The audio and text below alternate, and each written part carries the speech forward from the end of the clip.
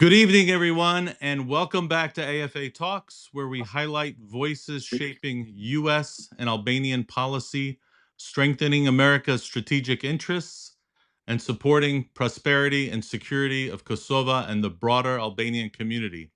Tonight, we are honored to welcome Dr. Sohan Dasgupta, an extraordinary public servant and thinker who played a decisive role in protecting and advancing the Millennium Challenge Corporation grant for Kosovo.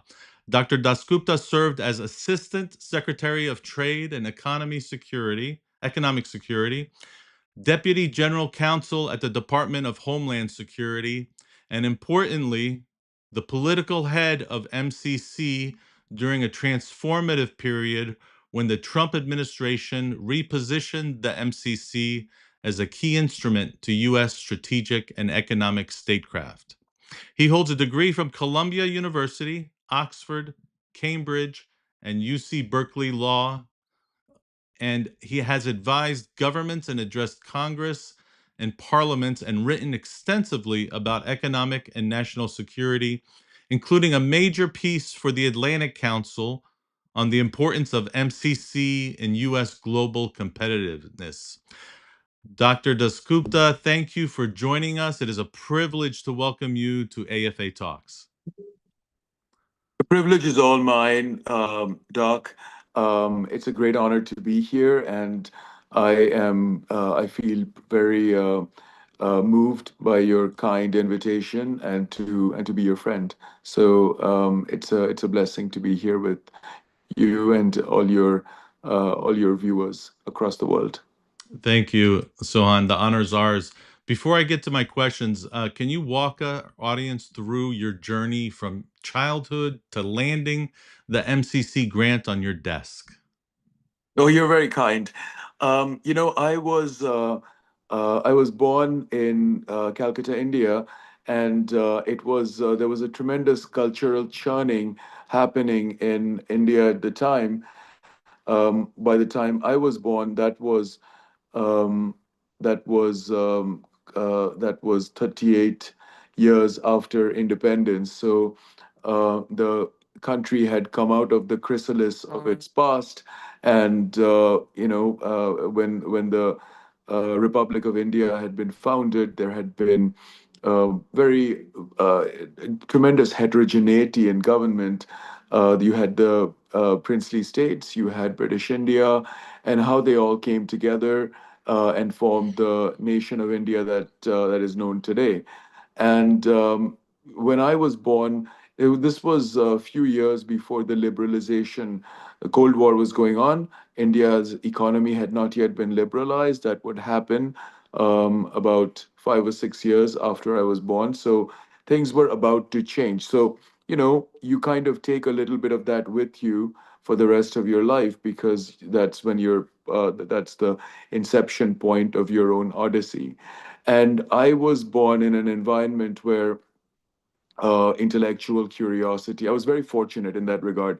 Intellectual curiosity, rigorous inquiry, respect for pluralism and tolerance of all people, of all faiths and persuasions was very important, and a deep-seated commitment to the principles that underpin free societies. And my family and the environment in which I grew up, they instilled in me and inculcated in me respect for people who perhaps disagreed with us, and a profound appreciation of the 360-degree vantage point of looking at the world and of complicated problems, complex problems, because the idea was that if we all pull together, we can solve the crises that bedevil humankind. And honor, duty, service, looking after other people were very important. So my early years were spent in the vibrant tapestry of Asia, Europe, and North America, where a kind of cacophony or kind of harmony, really, more than cacophony, harmony of cultures and views and values and everything, they converged. and they sparked my own fascination with how global affairs, law, economics, everything intersect to shape human destiny. My higher education, it commenced at Columbia University, where I was fortunate to earn my BA in 2007. And I met such fascinating people, interesting people, kind people, good people, many of whom remain my lifelong friends. It was more than an institution, Columbia, in those days. It was a crucible, nestled in Morningside Heights, amidst the intellectual ferment of New York, where I'm sure many of your viewers live. I was fortunate to immerse myself in not only economics and operations research, but also history, which was my second major. So econ, OR, and history. But also, I was fortunate to receive a classical liberal education. You learned about Thucydides and Nicomachean ethics. You learned about Rawls' theory of justice and Iliad and Odyssey, the entire span of Western civilization, and you learned about other cultures, East Asia, Africa. You learned foreign languages, so it was just a phenomenal thing to have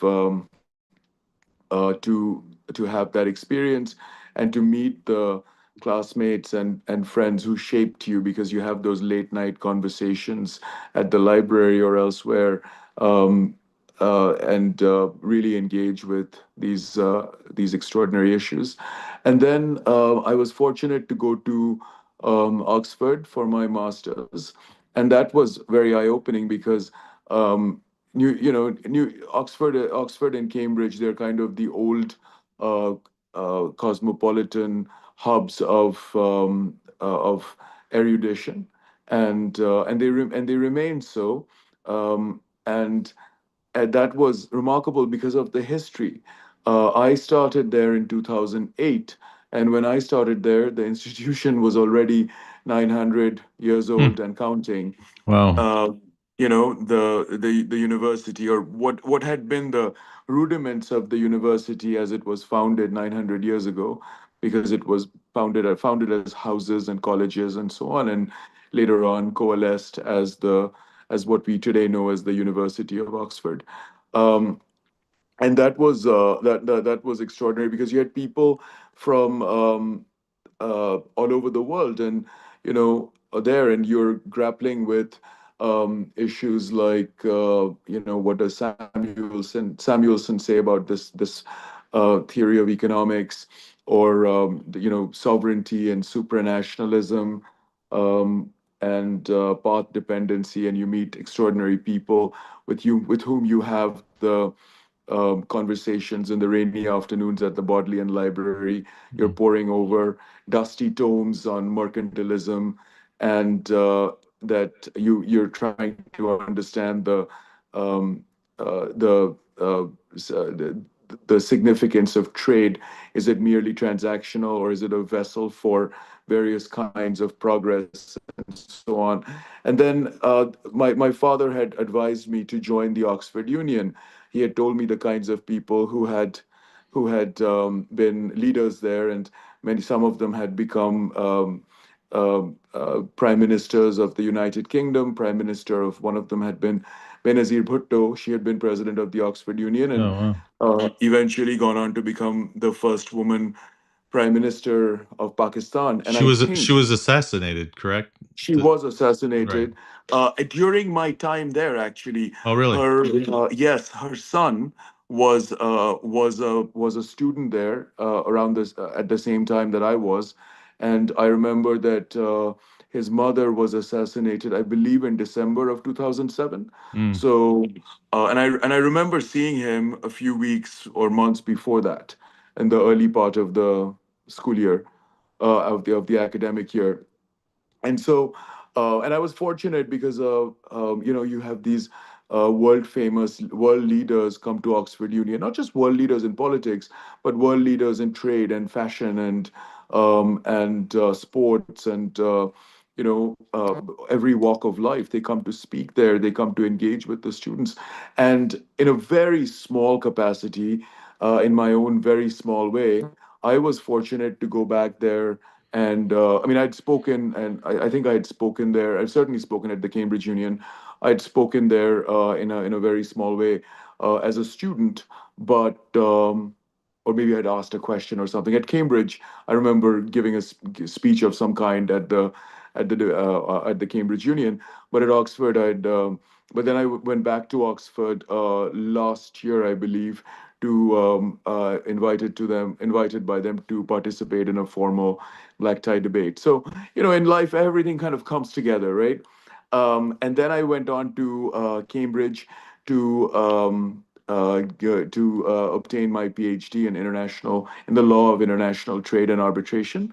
And that was fascinating because, again, there was a Cambridge Union. I met extraordinary, exemplary people there. Not only people who were part of my course, but also people from other courses. That you have to you engage with people who are studying things in STEM, that in semiconductors and this and that, and nanotechnology. And it's funny because as life goes on, I find myself very much drawn towards many of those aspects of many of those aspects of law and policy that I may never need to do it at the level of reticulated precision that they do it, but I can engage with it in my own way. And it helps to have known people at an earlier time in life, and to have somewhat who were working on and engaged with those issues as PhD scholars, and to have had those seeds embedded in my mind at the time. And now when I have to engage with semiconductors or things like that, it's not all a fresh enterprise for me, right? And I think that that's true of all of us and whatever we do, because throughout life we pick up these experiences, and then then a time comes when we are called upon to deploy it. There's an old Rabindranath Tagore, who was a Nobel Prize winner. One of his quotes, that nothing in life ever goes to waste. I recall my beloved grandmother's always telling me that. And her point was, as was Tagore's, that you think that these are things you're learning. Maybe it's something about, drone warfare, or semiconductors, or AI, and you don't know when you'll need it. But a time will come that you will either directly need it, or you can use it in a constructive manner. So, It's true. I was so a medic in the Air Force many years ago, and time to time, some of the old stuff that I learned as a medic just keeps popping up where it becomes useful. But you're absolutely right about that. I mean, we could go on and on about your deep education, and we can have a whole separate show. And I'd love to have your thoughts on other, you know, world conflicts as well, because it seems like that education you got was just really deep over there, and it's very interesting to me. What else? What else brought you to that desk and where MCC showed up? yes, yes, yes. So after, no, thank you for that. You're very kind, and I'm very grateful to you. And then after Cambridge, I came back. I went to law school at the University of California at Berkeley, Bolt Hall. This is And after you received your law degree and your doctorate already, or Well, I did my, yeah. So with the PhD from Cambridge, it was an academic degree, so okay? it did not, entitle me to practice law. Even though the area of my study was international law of trade and arbitration, even though of international arbitration, international trade, but I still had to do my JD. I see. And so I went to Berkeley at Bolt Hall for law school, and um, met great professors and great classmates. And it was a different experience because that's more of what they call a professional school, right? That's not the same as an academic degree. and of writing a dissertation, right? And then I was fortunate to clerk for two marvelous, remarkable judges. Judge David Faber of the U.S. District Court for the Southern District of West Virginia, and then Judge Consuelo Callahan of the U.S. Court of Appeals for the Ninth Circuit. And I learned many things. You go into these clerkships. When you're in law school or even before in life, you think of these judges as these Olympians, and they are. And you read their opinions, and you are focused on doctrine and theory and how how they impact what the impact is, how they affect um, the the case books and the law that shapes human lives. But but being inside the judges' chambers and learning under their tutelage how to think about case, how to think about the law, were extraordinary opportunities, because in that capacity you really get to see how they treat human beings. Of course, when they are when they're deciding cases, they're really um, uh, telling a story about people's lives, and that's something that I always take away, because they were punctiliously fair. They wanted to make sure that within the bounds of the law, justice was done, that everybody had their day. The law says what it says, and we should do honor to it. As I think that's a quote from somewhere, and we have to you have to follow the law no matter what. But within the confines of the law, you can make sure that even the losing party doesn't feel even the losing party feels that they got a fair shake, because the winning party will like the outcome because they prevailed. But the losing party should also feel that their claims were properly heard and fairly adjudicated, even though so they get the, as somebody said, they get the peace from they get the sense of peace that comes from a just defeat, right? So I worked on those cases, and it was everything from immigration appeals to antitrust cases to criminal cases, your run of the mill civil litigation, complex commercial litigation. It was fantastic opportunity, but those are the lessons of being just and fair to the litigants that I will always take with me. And I remember one of my judges once said to me, and this is the last thing I'll mention before moving on to the next topic, is that think of yourself as these people, the litigants, are having some of the worst days of their lives when they're here in court, when they're having their case adjudicated here. Put yourself in their shoes and think of how you would like to be treated. And I've kind of remembered that at when you're a young law clerk, you don't. It's a little academic for you, especially at the Court of Appeals level, because there you rarely see the litigant. At the district court level, trial court level, you see the litigant more often. That the Court of Appeals level, it's you're kind of cloistered away in your own chambers and so on. You don't really get to see the people whose lives are, interwoven in those case files that come to the court.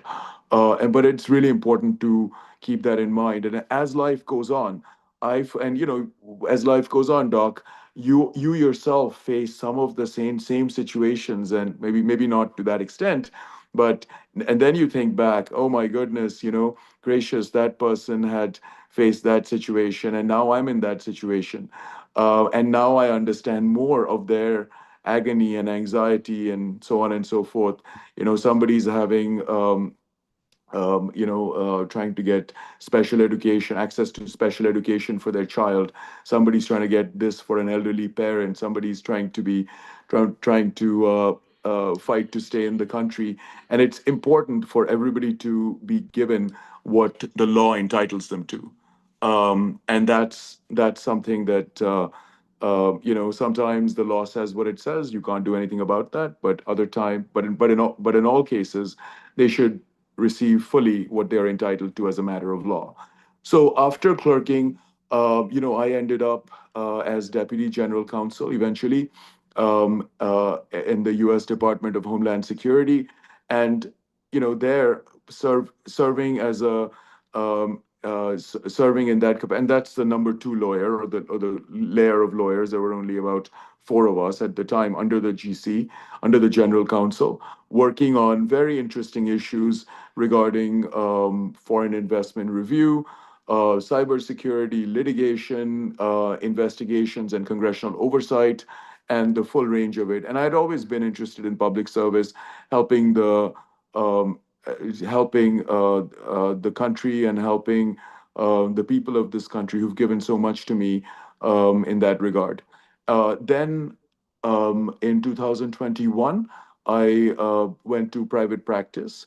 I was at a few law firms. I became a partner at Taft, Stettinius, and Hollister, great firm. And I had a wonderful time. I was able to, wonderful time learning about how law firms work and how one can, contribute to the public good by helping one's clients. Your clients are part of the populace of this country, and by serving them ably, you're also serving the country. So the distinction between public and private sectors, it's not a specious or a spurious distinction, but it's also not a not a completely um, insuperable distinction either. So I was able to argue two cases at the several cases at the U.S. Courts of Appeals, briefed cases at the U.S. Supreme Court. And then this year, I was appointed to be Assistant Secretary for Trade and Economic Security initially. And then, because so much of my work pertained to um, countering America's adversaries and helping America's allies and friends, I was asked to lead the Millennium Challenge Corporation as its political head. And that's how the Kosovo file, landed on my desk, and as it were, so to speak. So I now I've given you the full trajectory of how my journey brought me to that point. It's fascinating. It's very, very interesting. For all the guests that are watching, I wanted to mention the fact that we're using a new app that we're live streaming on for the first time, and we're able to capture any kind of comments or questions you might want to add either through Facebook or YouTube Live, and then also through the Zoom app. There's a Q&A session if you've joined the Zoom. So, and I should be able to, I've seen a couple comments already, but if folks want to throw in some questions in there, we can get to those as well through that way.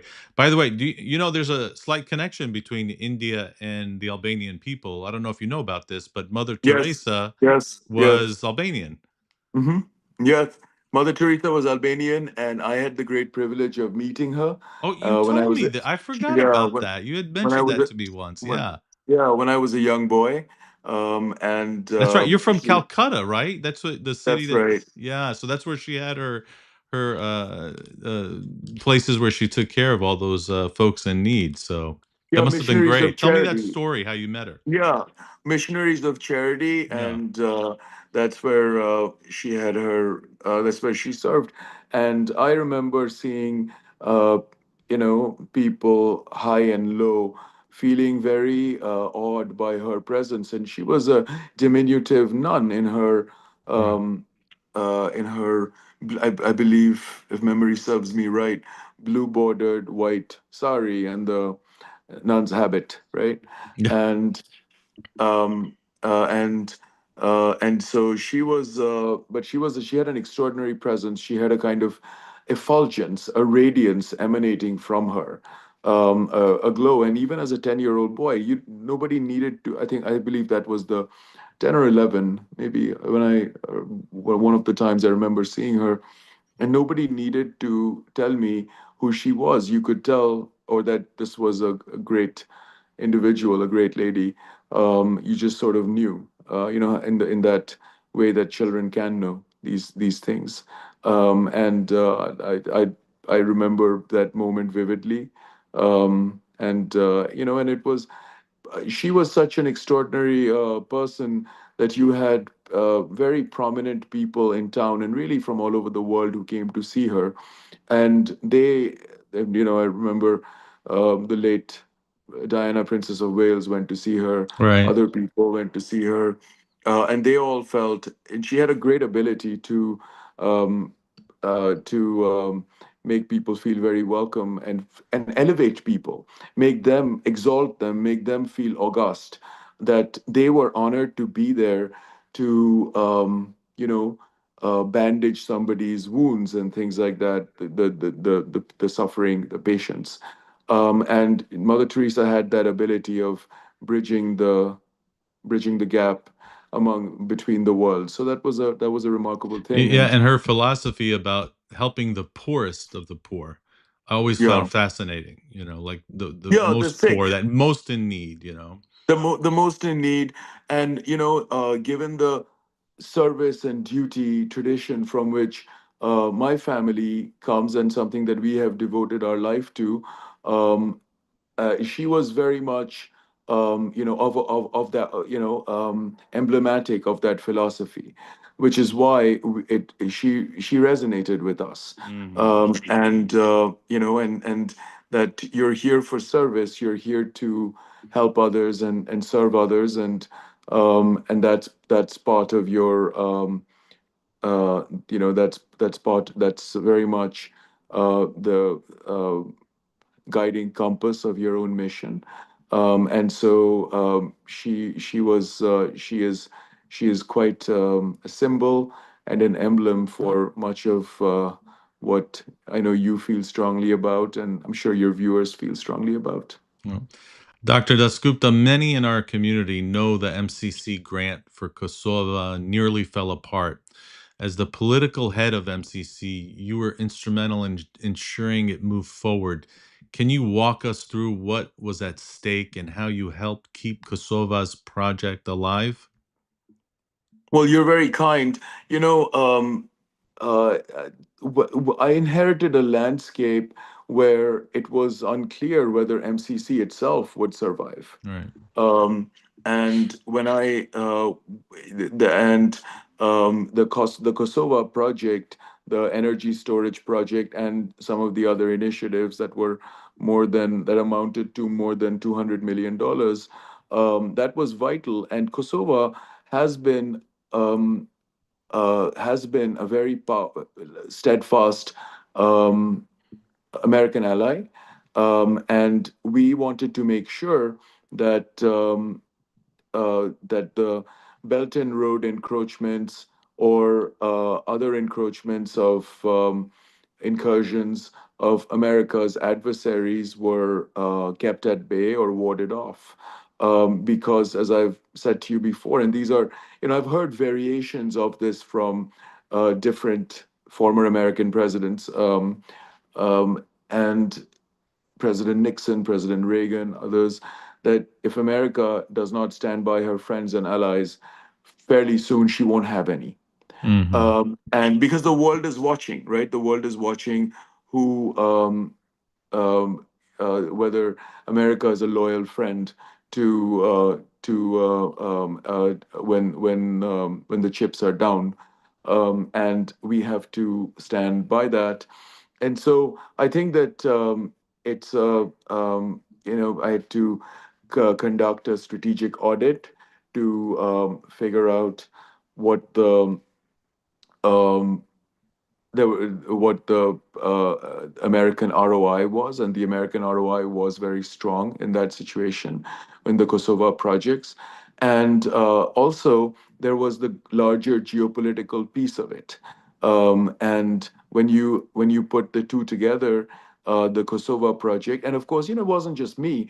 It were folks at the State Department, folks at the White House, that the Kosovo endeavor was a compelling one, and it was therefore in the end greenlit, along with several others from Mongolia and Nepal, parts of Africa, and South Pacific.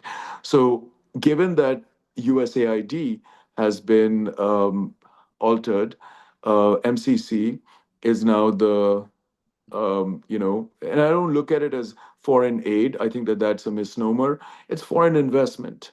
It's being partners in strength, building strength, partners in peace, promoting peace in different parts of the world. Because it is an investment. The ROI, the return for the American taxpayer is very powerful in these situations, and we America and Kosovars, we can win together, and it helps both of us.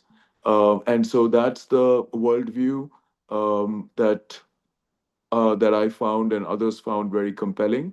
And so, we wanted to defend the equities of this region in the Western Balkans, and proceed accordingly. You've highlighted that the Kosovo Energy Storage Project is projected to deliver a 6 to 12% return for the American taxpayer, something most foreign aid never does. Why is Kosovo's MCC project considered such a high value investment compared to other global projects? Yeah, I think that it was selected in a very judicious manner, and the selection that happened before I came into the picture, and I think that the important to scale up the energy initiatives in Kosovo are is of paramount significance, because is a that is a winning proposition given the reality of grid stability and American potential for American exports and battery technology and other issues. So it's the possibility of American firms going in there and being able to generate strong returns is good for Kosovo. It's fairly astronomical. It's good for Kosovo and it's good for America. So I think that the pieces were already there. You needed someone to come in and see that um, as a strong and victorious proposition. So it was fairly obvious to me. Kosovo struggles with energy reliability and winter Yeah. shortages and over reliance on outdated lignite plants. How will the MCC funded energy storage transform Kosovo's economy and energy independence? Yes, so energy independence is something that, in a short, with the short explanation is that we expect, at least I expect, that it will significantly improve the Kosovo economy, and it will provide significant energy independence to Kosovo. Energy independence is a strong priority for this administration, and energy independence for America. And I think that energy independence for our friends and allies all over the world is also good, because then it unshackles them and untethers them from independence to some of our adversaries. So, in that kind of that it dilutes the potential for that dependence in that context, which could be harmful to us. It's interesting how the administration currently is really latching on to energy as a way to handle a lot of the issues that is going on around the world right now, especially with the war with Ukraine and Russia, and Mhm. even with India itself recently. They were trying to put pressure on them to not purchase Russian oil and gas anymore to help push Russia more toward a settlement on the war right now with Ukraine. So it's interesting the way energy is becoming more and more, which in a way I would thinking out loud sounds like better than having to go to war or something, but to use energy to try to uh, change the geopolitics to the U.S.'s favor. It's something that's kind of gone. They've always probably, in some capacity, have used that ability, but now it just seems like it's really they're trying to max out that effort. Well, energy security is very much part and parcel of national security, Right. and you've seen the um, with respect to some of the energy issues, the uh, the designations that U.S. government has been engaged in for Rosneft and Lukoil. It remains to be seen how that plays out for the Russian businesses. But yes, that it's a significant issue going forward, and it's not skipped anybody's radar. Even with Venezuela now, I mean, Yeah. all everything that's going on there, I think it's all centered around energy, as a major uh, use for foreign policy right now. Hmm. So many Albanians worry about economic migration. A lot of Hmm. people have been leaving a lot of Balkans, a lot of countries. They're losing their youth. They're leaving, going to Europe or other countries. So, do you see MCC investments help create the kind of stable, high skilled job market that keeps young people in Kosovo? And how should Kosovo position itself to maximize that benefit? Yes, so that kind of youth brain drain, that's a concern for many nations, right? It's a concern for Nepal, where we have a compact, um, and uh, the so many of the young people of Nepal, they leave either for India or some other country. Um, where they sometimes and often actually send remittances back home, but they're not there to um, shoulder the future, the responsibility of the future from within Nepal. And the same with Kosovo, right? You have the young leaving the country, but the hope is, and the prediction is that this kind of an investment will encourage they will create jobs, right? Young people need jobs, uh, and this will encourage the young to because energy, it fuels so many different cottage industries. Energy is essential for every other industry, whether it's a factory, a toy factory, or a tire factory, or a data center, or something like that.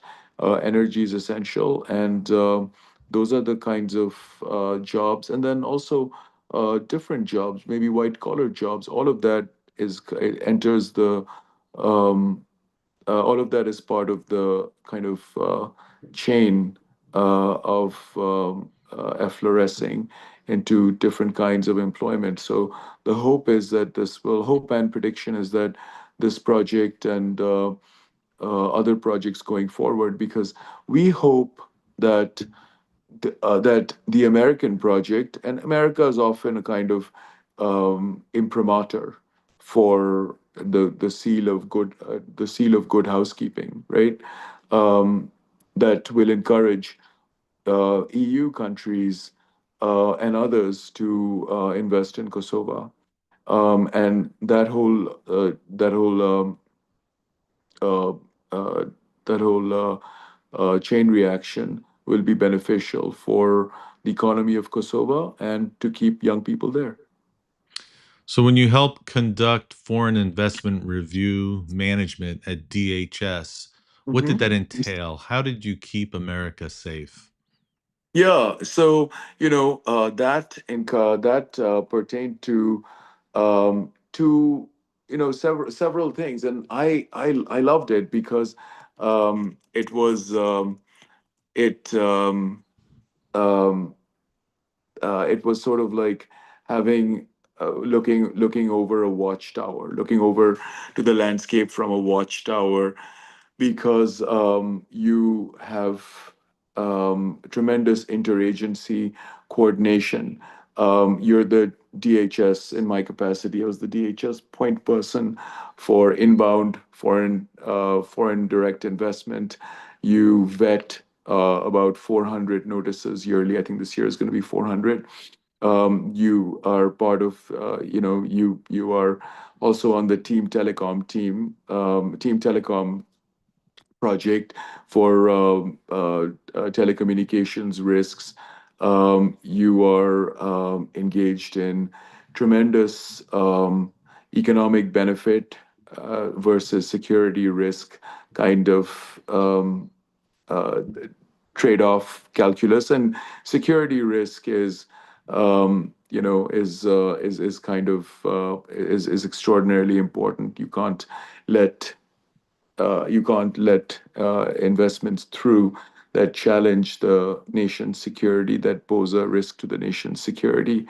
And so, by denying adversaries footholds in America, thwarting our adversaries' acquisitions that avert espionage, you help save billions of dollars and the security of this country, the lives of people in the country.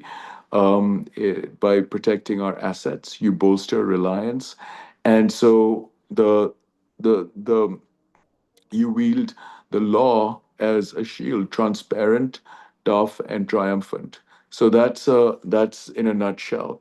And the committee that I referred to, it's called the Committee on Foreign Investment in the United States. It's an interagency body. It's chaired by Treasury, and it's responsible for reviewing foreign investments in American businesses and real estate Does that for include the national. MCC as well in that, or is that a separate? No, no, but it is separate, but there are kind of shades and echoes and resemblances, Mhm. because at the end of the day, you're countering America's adversaries, right, in both capacities, which is why it was kind of a seamless, natural fit to go from my old role to the MCC role. I see.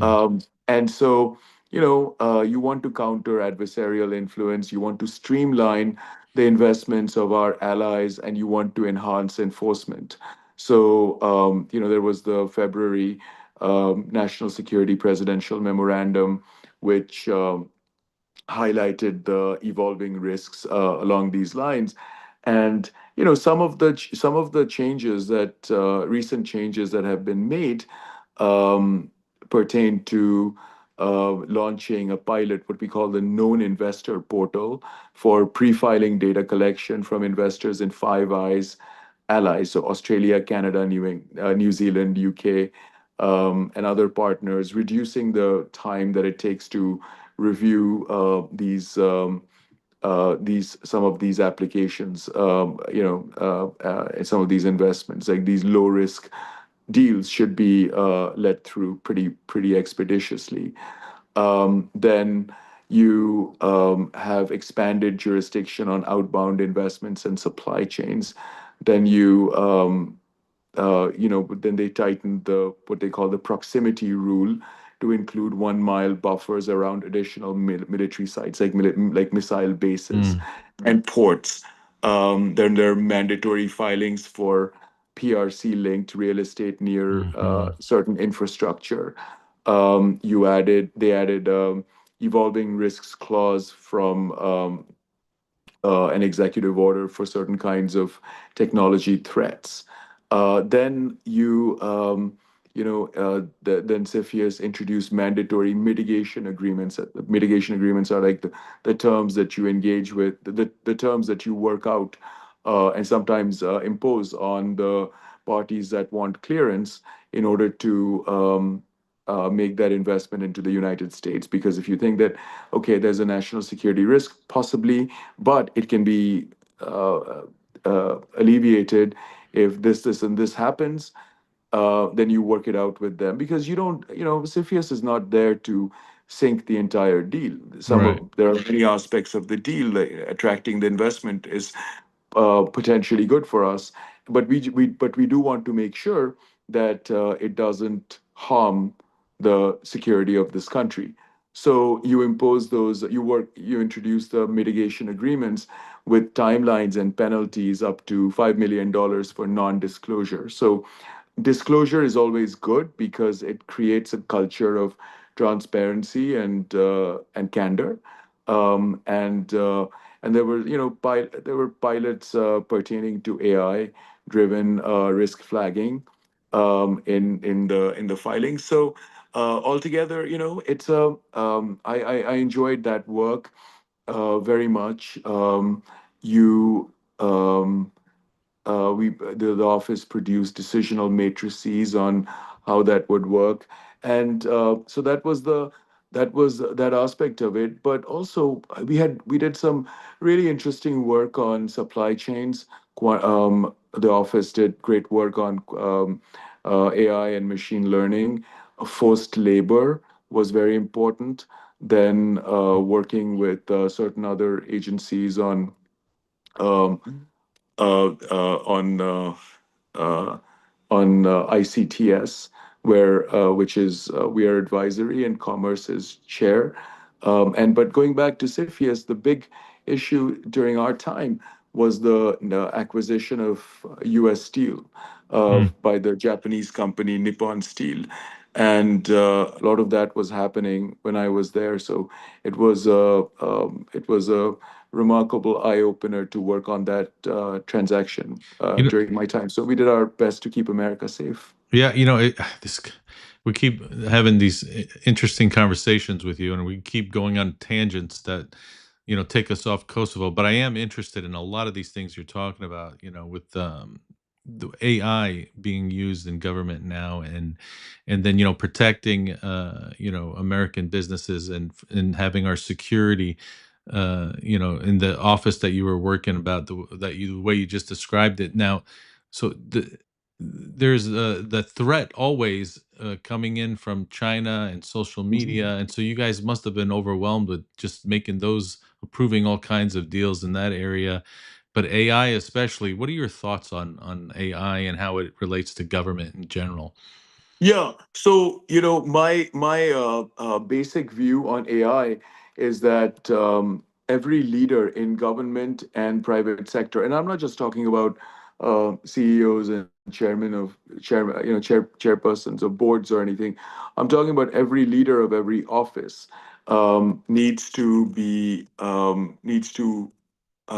aware of AI. And I recognize that it's a complex issue that engenders a wide variety of feelings because, folks are naturally concerned about what that would mean for their own livelihoods. But to the extent that AI is a is a reality of our firmament, um, we have to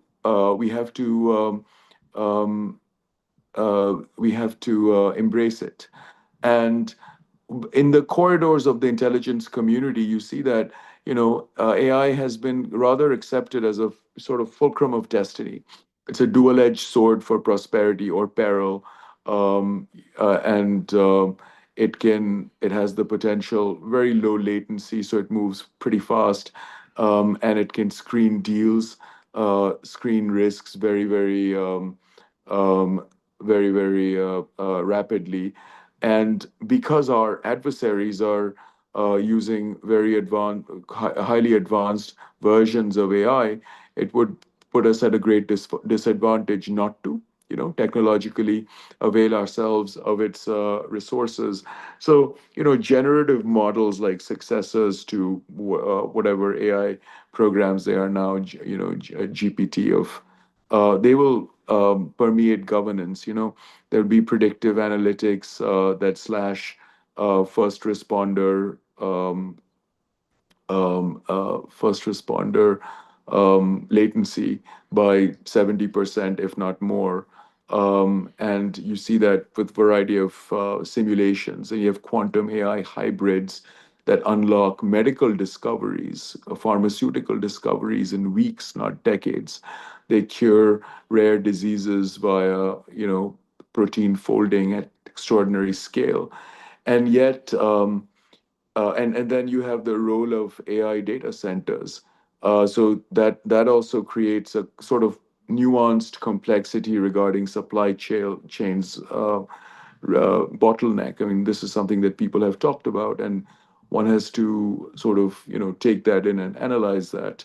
I've heard it said that AI data centers guzzle a significant portion of global power, and they're reliant on Chinese refined tantalum, right? And so you have face the question of, do we future proof the issue of AI through what's called AI corridors, U.S. allied fabs in Arizona, Taiwan, and places like that, and which subsidize hundreds of billions of dollars. So I've heard it said, and I don't know what your view is, but I'll throw it out there, that AI demands on an ethical level, a kind of Hippocratic compact that that there are biases. Facial recognition has makes errors in errors on certain demographics. Then the question is, like, what should the future mandate be if that sort of thing is the case? Should there be algorithmic audits on that with certain kinds of oversight for consumer AI? Should there be a kind of like Geneva Convention for code, which is like plurilateral treaty banning lethal autonomous weapons pertaining to AI? Should privacy be a pillar of that? Should there be kind of like, should we expand AI red teaming to vet certain federal tools, ensuring transparency without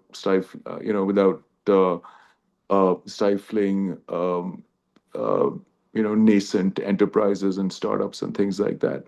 Geopolitically, AI is the new arms race in many ways. Um, Right.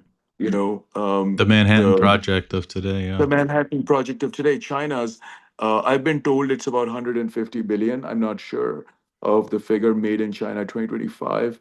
They've open sourced models laced with certain kinds of propaganda, um, you know, um, and what should the answer be? Is the answer some kind of export controls directed by commerce? And something that I felt very strongly about in all my roles in government, at MCC or as Assistant Secretary for Trade and Economic Security, is to embed AI um, into various projects. So there would be R&D enterprises here that we would talk to often about how how they could work with us to embed and insert AI into the endeavors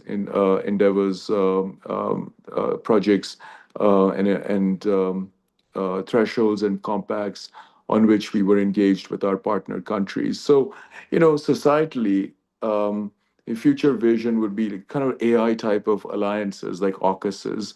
The AUKUS alliance could be extended to Five Eyes Plus, sharing certain non-classified models for various kinds of issues, yielding 20% to 70% of additional productivity. And societally, AI augurs certain, kind of stewarded abundance, perhaps. And I don't mean to, I mean to be very attuned and sensitive to the very real job displacement, employment displacement concerns that people have, not just blue collar, but also white collar. Mm. And but what is the answer to that? How do we handle it in a mature, sensitive manner?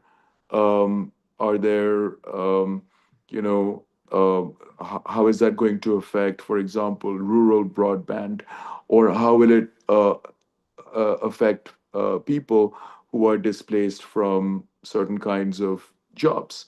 So, you know, challenges loom with respect to AI. Deep fakes, for example, they erode trust. You see various psyops that are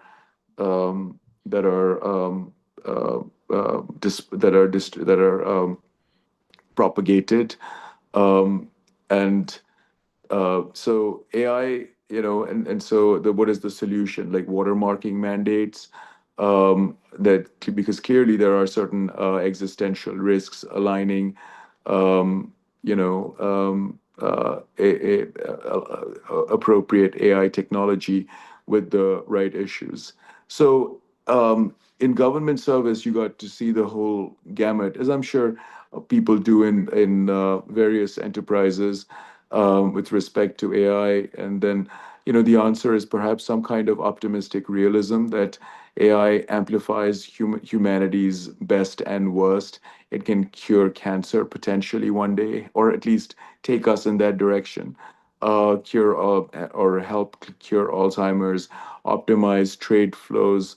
Um, but what is the process of getting there? Do we engage in what bold steps can we take? You know, people talk about should we invest $1 trillion by 2035, a decade from now?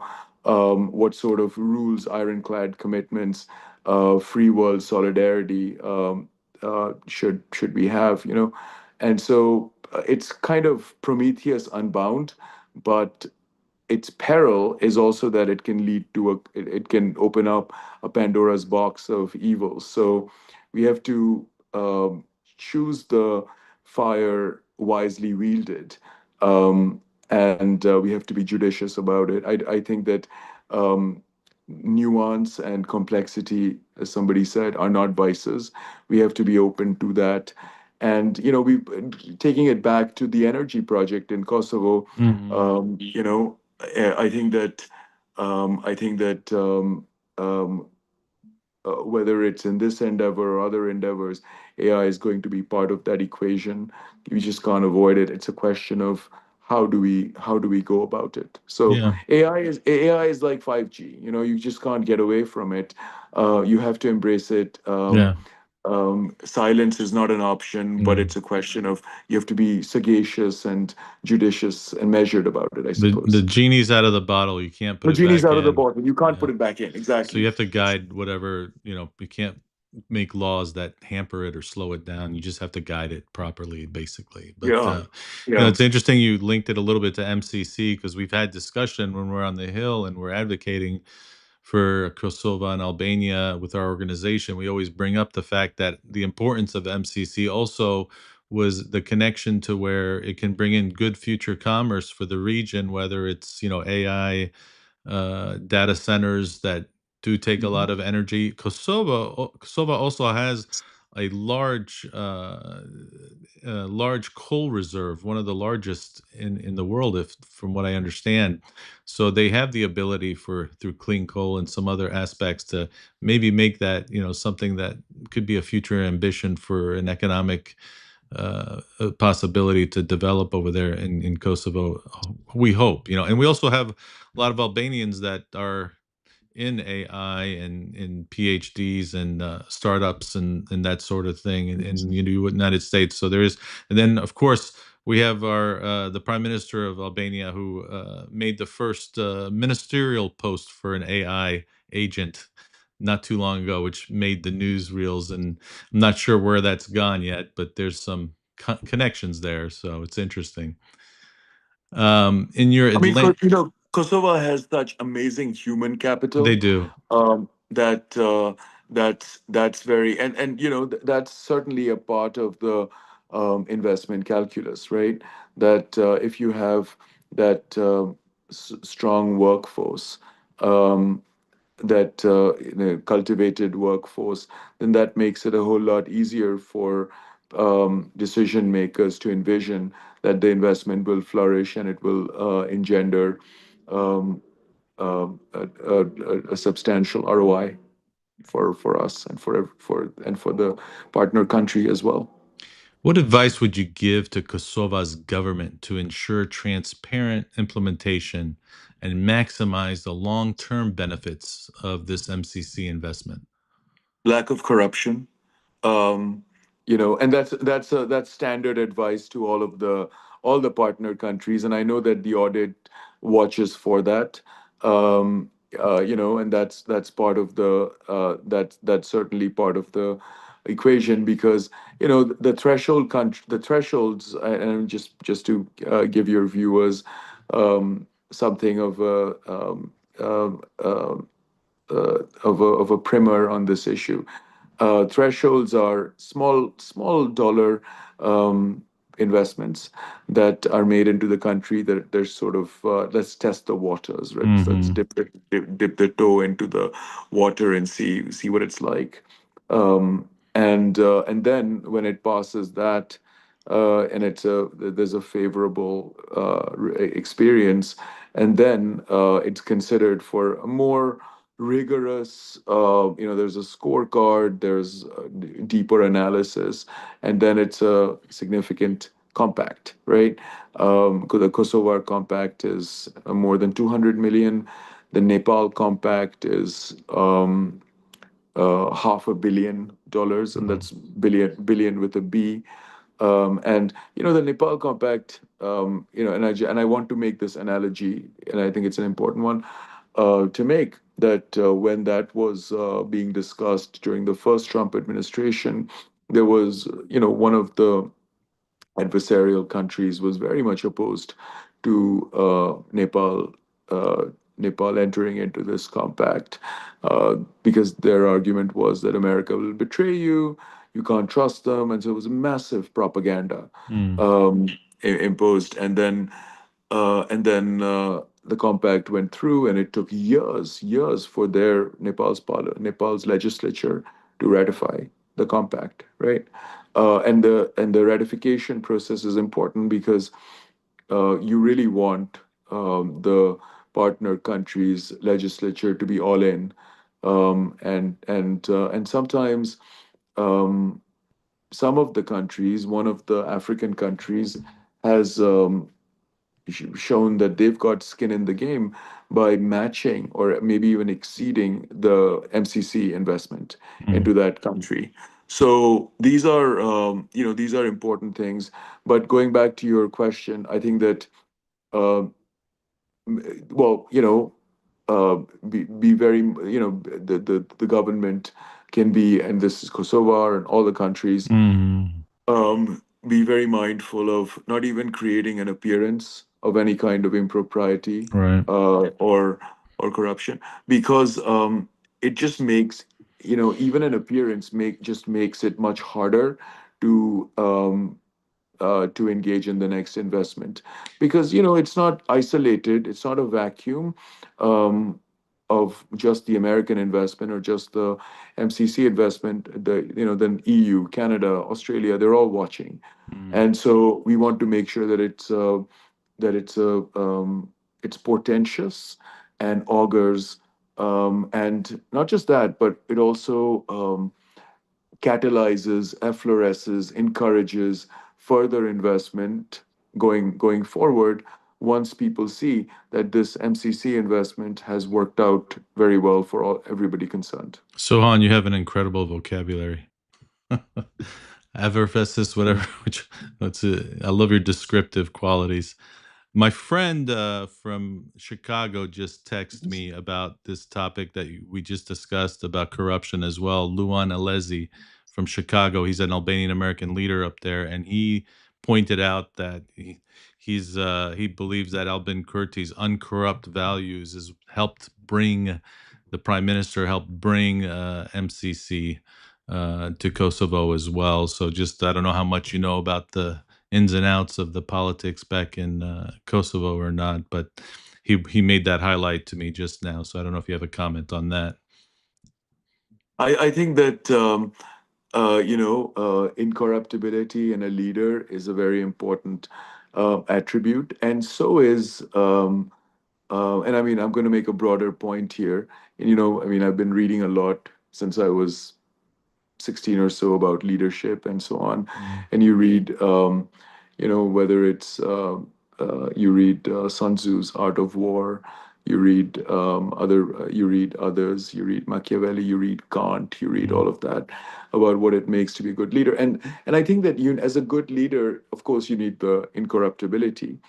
Um, and the appearance of incorruptibility. I think that's very important because people watch and people want to, people need to feel reassured and confident that there won't be any kind of that the way that they are investing, giving of themselves to the country or investing themselves and their resources in the country are honored, and I think that's really important. The other thing that I think is really important is that um, and I think this is a kind of damaging phenomenon sometimes, that there's a lack of, perhaps sometimes, and this is all over the world, a lack of respect for erudition, because people think that the erudite are aloof, the cognoscenti and the intelligentsia are aloof from the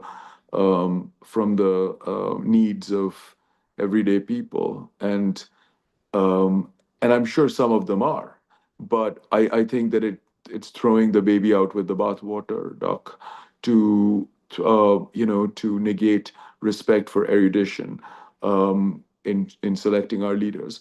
I think, and usually the argument that's made is that I've got common sense and instinct. That's enough. I'm sorry, it's not enough. You need both common sense and instinct and erudition in order to be a good leader. You need both expertise and instinct, because otherwise, and it's a false dichotomy to say that one is the opposite, one is the diametrical opposite of the other, because they're not, because they both need to be complemented in order for decision making, like in order for leaders to have decision-making calculus that is not improvident, that is strong and robust, and awe-inspiring for the future. So I think that that's something that leaders really need to be aware of and cognizant of, and pursue. Now, I will also say, as my last point on this issue, is that. The cognoscenti also has a responsibility here, because sometimes in the guise of expressing their expertise, they might be tempted to sort of smuggle in their personal proclivities and sensibilities. And so that's kind of an abuse of discretion, an abuse of the platform. So they also have a responsibility to make sure that when they are opining on a subject of opining and being given a platform for expression of their expertise, they stick to their expertise. So I think that both ends of that, all the actors and entities in that dialectic need to uphold their end of the bargain. But I think that but our conversation was about leaders and so on. But I think that leaders need to respect erudition and as well as instinct in order to govern and serve their people faithfully and ably, efficaciously. We're a little over an hour right now, so we have a few more questions left. Our organization, Albanians for America, advocated strongly for the MCC project and for deeper U.S. Kosovo ties. From your perspective, how can diaspora groups be most effective in supporting U.S. strategic goals while advancing the prosperity of Kosovo? I think that diaspora groups, and throughout my life, I've been fortunate to know quite a few. They are in a unique position and a very helpful position. They can leverage their kind of bridges among communities and among nations, and they're able to understand the perspectives of the different sides of the equation, and they can bring that perspective, their connections, their credibility to bear, and make and engage in the kind of advocacy that many do, speaking to members of Congress, or speaking to political leaders and perhaps philanthropists and business leaders, within within the countries where they live, as well as countries where they have access. So I think that they have a very important role to play, and they're preserving their own credibility on those issues, and being seen as ethical, honest brokers, which by and large they are. And having these conversations and hosting the kinds of fora that you do, for example, Doc, and meeting different people, giving the right people the appropriate platforms to set forth their views and their explanations, and make the correct and judicious contributions. I think that that would go a very long way. So, all such groups have my highest respect and admiration. This conversation with you, since even the first time we met and spoke on the phone, it's always been very in depth and interesting. And in the future, I'm hoping, because I don't know what your future holds, but it sounds like it'll hold a lot. And we're hoping that you'll definitely be able to come back on, because we can just keep going on and on. But do you have any final thoughts? Any writers or philosophers you like that you might want to share with our audience tonight? Yeah, well, that's very that no, that's extremely inspiring, and it's been an absolute pleasure to be on this on this in this conversation with you. All our conversations are very inspiring. I learned so much from you, Doc. I want to leave your readers with with several things. Two are, I think that two of them are particularly important to me. One of them, it was a quote from ancient Greece that I learned in college, and it has reappeared um, in my life over and over and over again. And I will share that with you, and then I'll end with another one, which is that, and I think this is from Euripides, that justice hath no subtle sophistries, for it in itself hath fitness, but injustice being rotten at the heart needs cunning treatment. And basically, what it means, I think, is that whether it's a human being with whom you're engaging, or an entity or an idea, um, the the simple artistry of its being gives it the quality of being true and authentic and sound, and it will come through for you when you need it. But if it seems to appear to be too conniving and need too much work, then perhaps there's something fishy going on. And I've always loved that. I found that to be true in different contexts throughout my life. So that's one. And the other is, it's from Saint Crispin's Day speech, and this is from Shakespeare's Henry V. And we're talking about the MCC and the Kosovo Compact and so on and so forth. And this is like from Henry V, the play by Shakespeare. There's a feast day of Saints Crispin and Crispian, just before the Battle of Agincourt, right?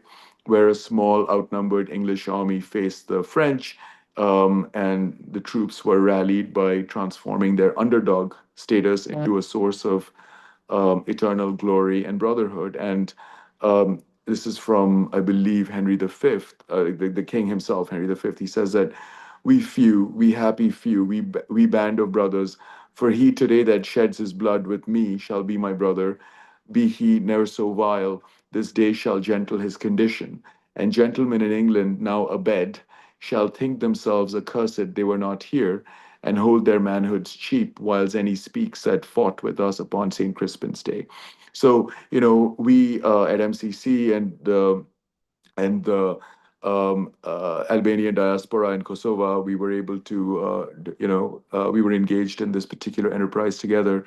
And so perhaps the St. Crispin's Day speech is an iconic monologue from Shakespeare, will hold some resonance for your viewers today because That, we were able to do it together. that was wonderful. Dr. Dasgupta, thank you for your leadership, your public service, and your insight tonight. Your work to secure the MCC grant for Kosovo will impact generations. We deeply appreciate the role you played and continue to play in strengthening the U.S. Kosovo partnership. I look forward to seeing you again, and we hope one day you can come and visit Kosovo for yourself and see the true love that the people have for all of America and appreciate all the work that you've done to help with the MCC Compact.